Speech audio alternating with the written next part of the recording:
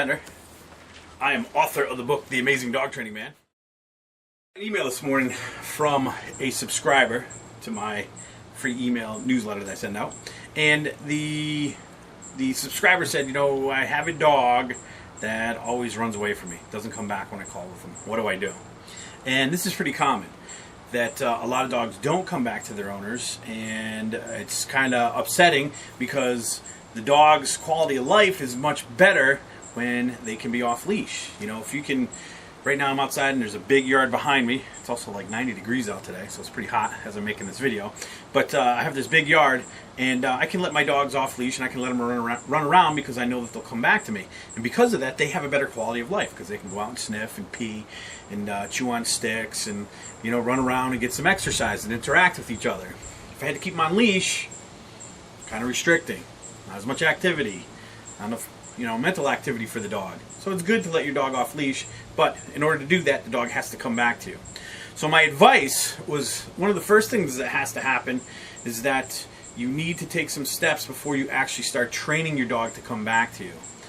The funny thing is that a lot of dogs will naturally come back to their owners if a couple of steps are followed. And the first step is you want to make sure that you have a good bond with your dog. If there's not a strong bond between you and your dog, why does the dog want to come back to you? Why is the dog going to want to hang around with you? You know, there's certain people in my life that I've met that first chance I got, I put as much distance between me and them as I possibly could. And there's other people that I've bonded with. I like spending time with them.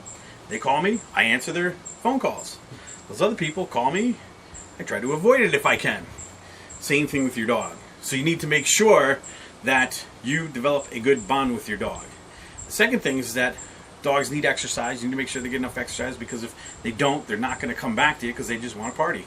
And then you need to establish leadership. The dog has to look to you as the leader. You have to make sure that if your dog's not responding to you as a leader, that you're taking steps to change that, and it's very easy to do, and it's not about getting physical. And then you want to make sure, and this is very important, is you always want to set your dog up for success. A lot of dogs do not come back to the owners because the owner lets the dog off leash too early.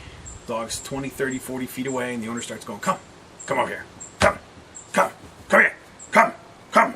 And the dog just goes in the other direction. Now what you've done is you've set the dog up for failure. So you need to make sure that you set the dog up for success. The dog has to follow through. And when you're teaching a dog to sit, you're usually right there. So it's easy to get the dog to follow through. When you're teaching come, there's a good chance the dog's going to be 20, 30 feet away. So you need to make sure that you set it up so that the dog actually does it. Very important. So if you follow those steps, you'll get a much better response from your dog when it comes to the recall command. And don't forget, I have a free report on this. You can get that free report at alwayscomeoncall.com. It's absolutely free. Check out the website and sign up to get it. It'll be sent to you right away, and it will help your dog come back to you when you call your dog. Thanks for watching. Have a great day.